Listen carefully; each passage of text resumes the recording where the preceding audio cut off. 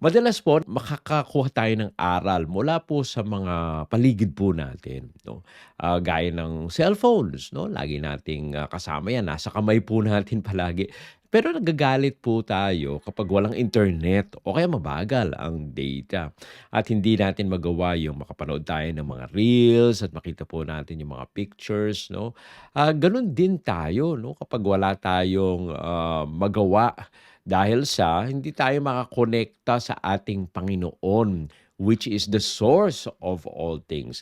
Sabi nga po sa Isaiah 58:11, 'no, "At ikaw ay patnubayan ng Panginoon na palagi at bibigyang kasiyahan ang iyong kaluluwa sa panahon ng tagtuyot at palalakasin ang iyong mga buto at ikaw ay magiging parang isang dinidiligang halaman at parang bukal ng tubig na ang tubig ay hindi nauubos."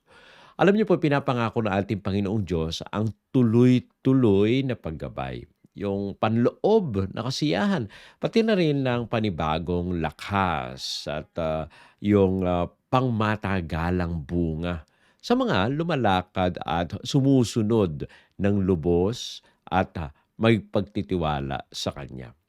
Tinatalakay po dito sa Isaiah 58 ang isang bayan na religious 'no, relihiyoso. Medyo pagod 'no. Meron pong panlabas na pagsamba, ngunit meron din naman panloob na pagkatuyot. Hindi sila itinakwil ng Diyos, sa halip nangako ang ating Panginoon na sila po ay aakayin 'no, bibigyang kasiyahan at palalakasin. At siyempre pangako rin ng ating Panginoon na sila po ay pagbubungahin ang kanila pong buhay. Ipinapakita po sa talatang ito na ang buhay na isinuko sa Diyos ay hindi kailanman magiging hungkad or empty. Oh. Sayo po sa Ministry of Healing sa sulat ni Ellen White, page 481.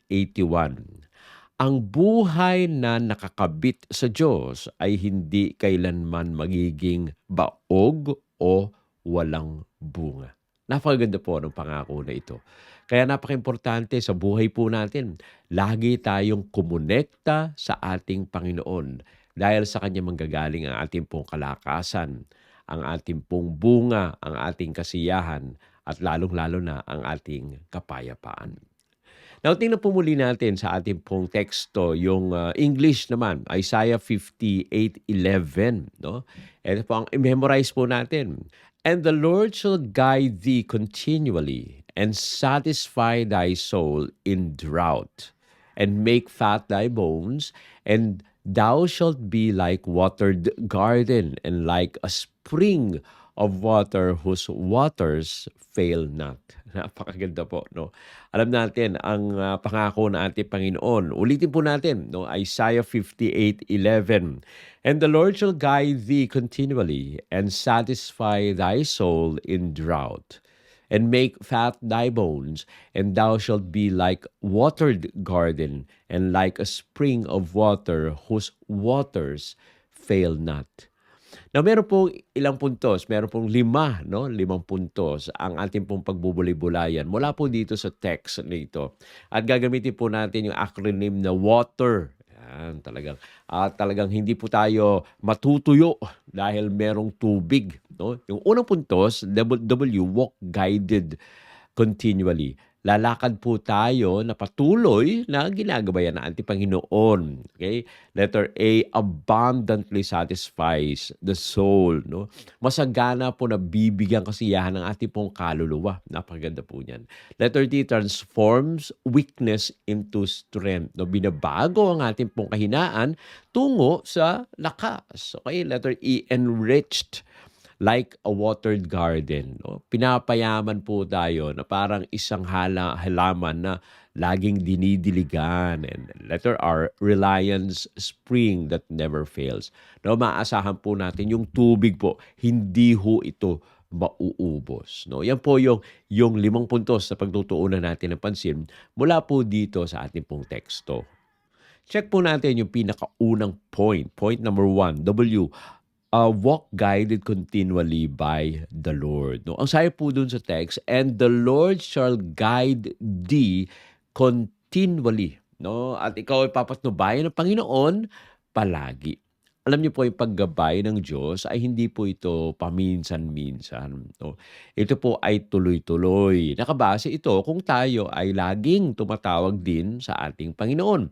Hindi po lamang niya tayo ginagabayan sa malalaking pagpapasya, kundi sa araw-araw natin pong paghakbang. No?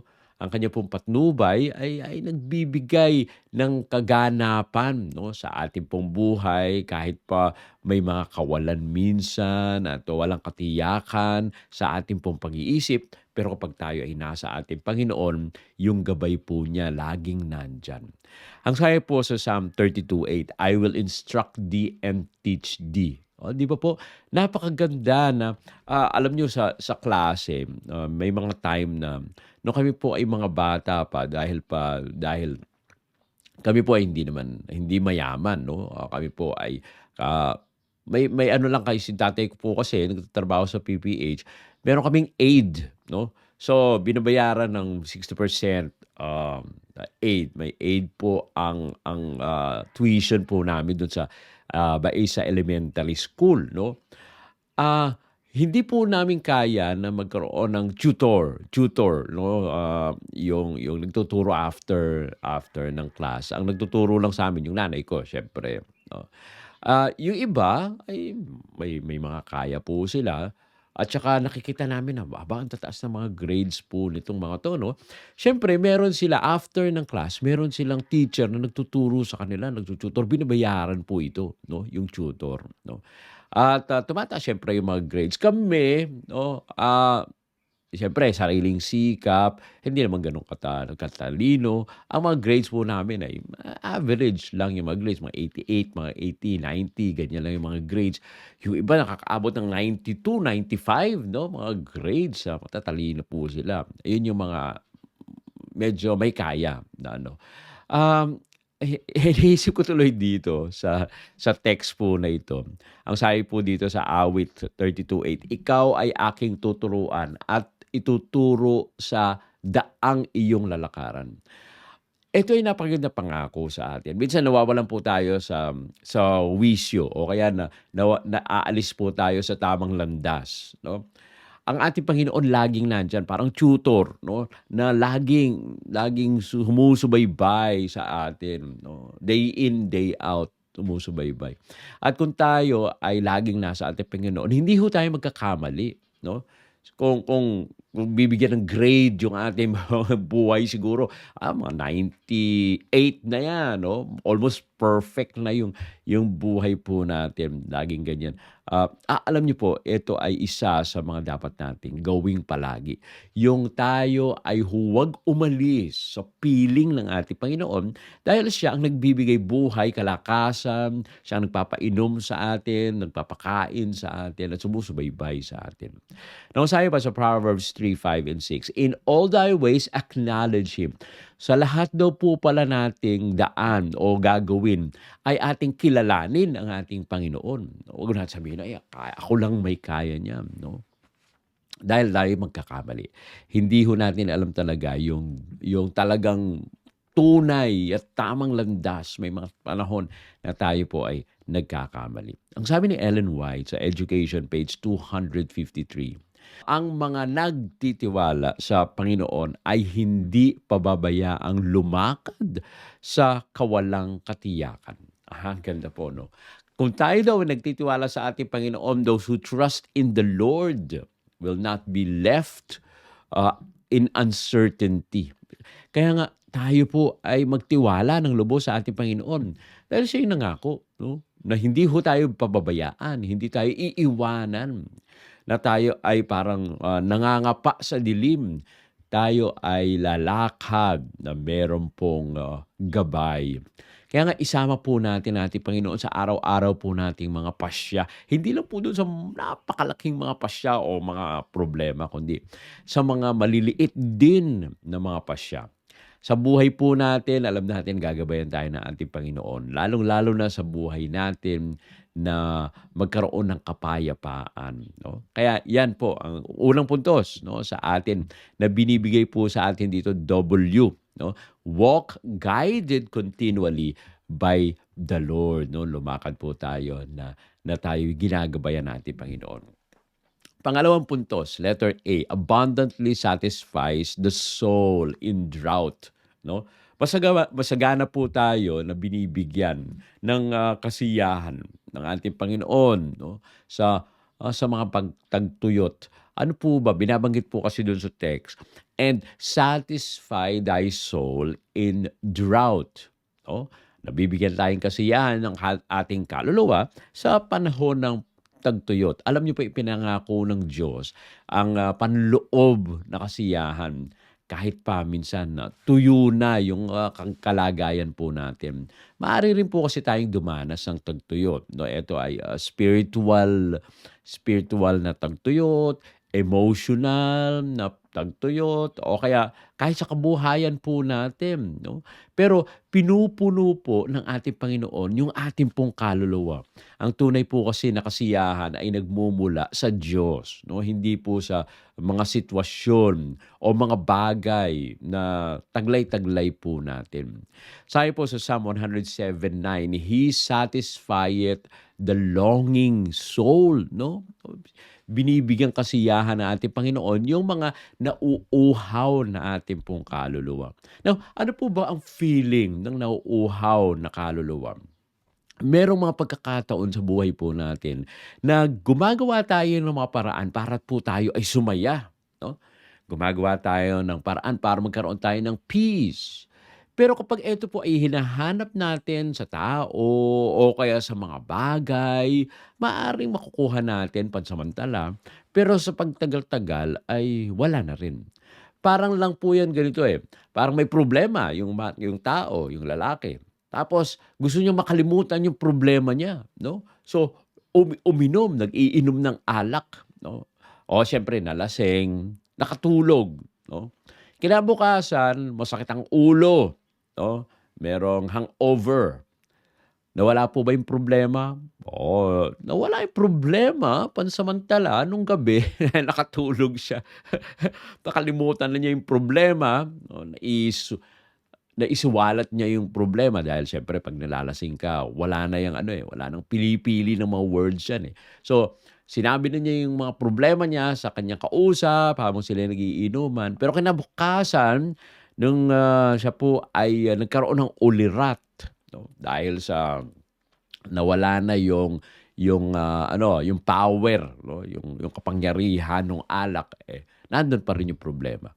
Gano'n din, 'no, gano'n din tayo minsan hinahanap po natin ang mga solusyon sa mga bagay-bagay sa sanlibutan o sa mga tao sa paligid po natin. Hindi po natin kayang makukuha 'yan dahil ang magbibigay lang sa atin ng, kasiyahan sa ating pong buhay ang ating Panginoon, tunay na kasiyahan, okay. Now diyan sa John 7:37, "If any man thirst, let him come unto me." Gano'n, napakaganda po nitong, paanyaya na ito. Kung tayo daw po ay nauuhaw, ay pumarito o pumunta tayo sa ating Panginoon. Alam niyo po, si Kristo lamang ang makapagbibigay kasiyahan sa atin sa pamamagitan po ng panunumbalik natin sa Kanya. Dahil siya lang ang may kapangyarihan na palakasin ang ating po mga kaluluwa.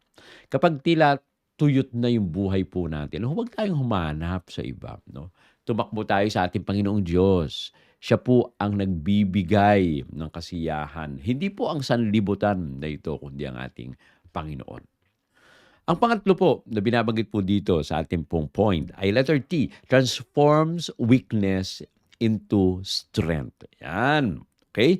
Binanggit po dun sa text, "And make fat thy bones," 'no.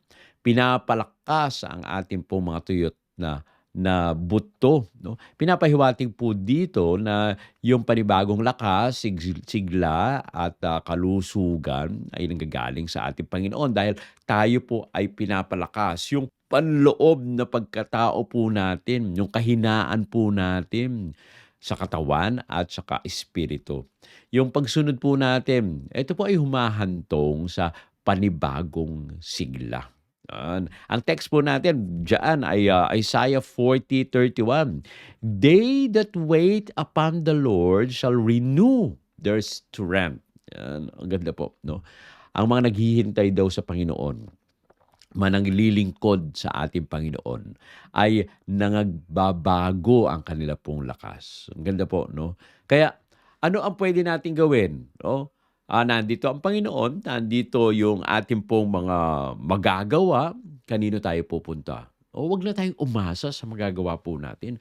Wag na tayong umasa sa mga paligid po natin. Wag na tayong umasa sa mga material na mga bagay. Kundi lumapit na tayo sa ating Panginoon. Tayo po ay tumakbo, no? Patungo sa ating Panginoon. At doon magkakaroon tayo ng panibagong kalakasan na maaaring makapanagumpay tayo sa mga pagsubok na dumadating. Sabi pa sa Psalm 34:19, many are the afflictions, but the Lord delivereth. Ang ganda po, no? Marami daw yung mga kapighataan na ating pong mararanasan. Pero ang ating Panginoon, siya po ang nagliligtas. Kaya nga, ang Diyos po ang nagbibigay lakas. No? Kung tayo po ay aasa sa Kanya. Dalhin po natin yung ating pong kahinaan sa ating Panginoong Diyos. Tayo po ay magpunta sa dalubhasang Diyos, no? Na siya po ang nagbibigay lakas muli sa atin at manunumbalik, no, ang lakas natin kung tayo po ay nanghihina. Okay? Ang pang-apat po na punto sa letter E, no? Enriched life like watered garden. No? Nakita na po ba kayo ng garden na malapit sa tubig?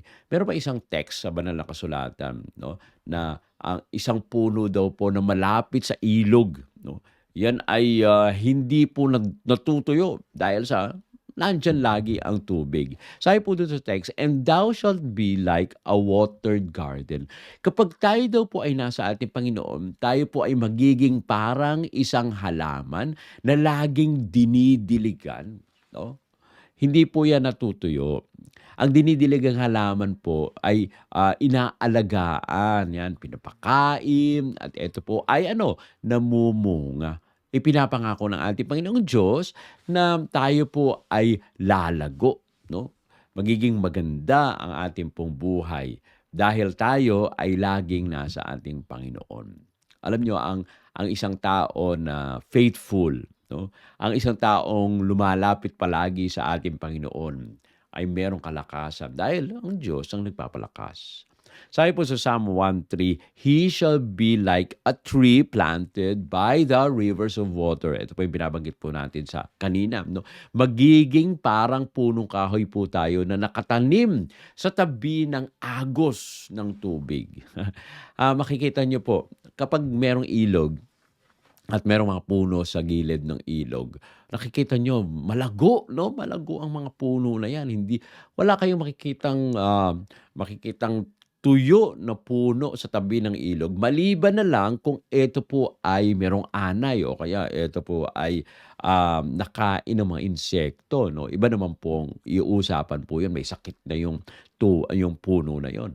Pero kapag tayo po ay malapit sa tubig, tayo po ay nadidiligan, no? Tayo po ay magiging malakas. Sabi po sa John 15:8, herein is my Father glorified, that ye bear much fruit. No? Kapag ang isang puno ay malapit at lagi nadidiligan, inaalagaan, ang kanilang bunga ay talagang marami. Ganun din sa atin. Kung tayo po ay malapit sa ating Panginoon, ang ating pong bunga ay gayon na lamang. Sabi po sa Christ Object Lesson, page 67, okay? Wherever the grace of God reigns, life and beauty appear. Ganda po, no? Kung saan nagahari ang biyaya ng Diyos. Doon lumilitaw ang buhay at kagandahan. Ay, pangako natin, Panginoon yan, ano? Kung iniisip ninyo na kayo ay hindi maganda, no? Lumapit tayo sa ating Panginoon. At tayo po ay magiging maganda, magiging gwapo dahil tayo ay nasa ating Panginoon palagi. Hayaan po natin 'no, na linangin ng ating Panginoon ang buhay po natin araw-araw sa magitan po ng panalangin at pagsunod. Yan, ang buhay na inaalagaan ay likas na mamumunga. Tayo po ay inaanyayahan natin Panginoon na tayo ay lumapit. At ang pinakahuling puntos, number 5, letter R, 'no, reliable sources that never runs dry. Sabi po dun sa text, like a spring of water whose waters fail not. No? Parang bukal ng tubig na ang tubig ay hindi nauubos. No? Dito sa Manila, wala na kayong makikitang bukal. Pero pag pumunta kayo dyan banda sa may sa may North Sagaray, no, mag-jogging kayo diyan o kaya diyan sa Montalban, no. Meron pa kayong makikita na mga bukal. At kung pupunta pa kayo diyan sa may sa San Pablo, yan maraming bukal po diyan. Hindi po panapanahong batis ang binabanggit po dito, kundi ang Diyos, ang bukal ng Diyos na hindi po nauubos, 'no? Hindi po nababawasan ang kanyang biyaya sa paglipas ng panahon, 'no? Ang biyaya po niya ngayon ay gano'n din ang biyaya bukas. Hindi po nakararanas ng tagtuyot, 'no, ang bukal ng Diyos. Ang sabi po sa Jeremiah 17:8, "Her leaf shall be green, neither shall cease from yielding fruit." No? Kapag tayo ay nakaangkla, nakatanim, at tayo po ay inaalagaan sa pamamagitan po ng kapangyarihan ng Diyos, ang ating pong pagbunga ay hindi tumitigil. Ang ating pong dahon ay laging sariwa. No? At kung kayo man ay namomroblema, no, lumapit po tayo sa ating Panginoon at sa Kanya magkakaroon tayo ng kapayapaan. Sabi po sa Lamentations 3:23, 22-23, "Great is thy faithfulness." Dakila po ang katapatan ng ating Panginoon. Hindi po yan mawawala. Kaya nga kailangan po natin lumapit sa ating Panginoon. No? Kanyang isusupply, ibibigay sa atin ang kanyang biyaya na hindi po nauubos. Ayan. Kaya wag po tayo mamuhay para sa buhay na parang nauubos at natutuyo. Mamuhay tayo sa biyaya ng Diyos. Magtiwala po tayo sa kanyang yaman at hindi po tayo kukulangin. Okay? So yan po yung 5 puntos dito po sa Isaiah 58:11. Ang pangako ng ating Panginoong Diyos ay buhay na maraming pagpapala, no? Kung tayo po ay susunod at susuko sa Kanya. Patuloy po tayong gagabayan, no? Bibigyan po tayo ng kasiyahan at tayo po ay hindi matutuyo. No? Pinapalakas po tayo, no? Kahit po tayo ay nangihina at nagbubunga po tayo kung tayo ay mananatili sa ating Panginoon magpakailanman. So, tingnan po muli natin yung ating pong acronym, no? Water. Tandaan po natin WATER, water. Walk guided continually. Lumakad po tayo ng patuloy na ginagabayan natin, Panginoon. Letter A, abundantly satisfies the soul. Masagana tayong binibiyayaan ng ating Panginoon. At ang ating kaluluwa ay talagang binubuhusan ng mga pagpapala. Letter T, transforms weakness into strength. Kapag tayo ay nasa ating Panginoon, binabago po niya ang ating pong kahinaan tungo sa kalakasan. And letter E, enrich like watered garden. Kapag tayo ay nasa ating Panginoon, pinapayaman po tayo na parang dinidiligang halaman. And letter R, reliable spring that never fails. Kapag tayo ay nasa ating Panginoon, maaasahan natin yung bukal ng tubig na hindi po nauubos. Alam niyo po, ang isang halaman ay hindi umuunlad dahil sa nagsisikap yung halaman na ito. Kundi kapag siya po ay nananatili, na nakokonekta, no, at namumuhay na kasama at malapit sa tubig, ito po ay lumalago. gayon din tayo. Kapag tayo po ay nananatiling nakakabit sa ating Panginoong Diyos, ang ating pong buhay ay hindi kailanman matutuyo. Kaya magtiwala po tayo sa pangako ng ating Panginoon. Lumakad po tayo na may pagsunod sa Panginoon at uminom tayo ng sagana sa hindi nauubos na biyaya ng ating Panginoon. Tayo po ay manalangin. Ama naming banal Diyos na nasa mga langit, kami po ay lumalapit sa inyo sa umaga po ito. At amin pong muling itinatalaga ang aming pong mga sarili. O hindi po kami makakaasa sa sarili po naming lakas. Kaya kami po ay lumalapit sa inyo, nagtatalaga at amin pong hinihiling na kayo nawa po ang manguna sa bawat isa sa amin. Alam po namin, Panginoon, na sa inyo lamang merong bukal. Sa inyo lamang merong kalakasan. Sa inyo lamang merong kasaganaan. Kaya po, Panginoon, amin pong muling tinatalaga ang buhay namin sa inyo sa maghapon po na ito. Samahan po kami, gabayan, at kami nawa po ay patuloy na lumakad na kasama lamang kayo. Marami po salamat, Panginoon, sa patuloy na pagdinig sa aming dalangin. Sa pangalan ng aming Panginoong Hesus. Amen. Amen.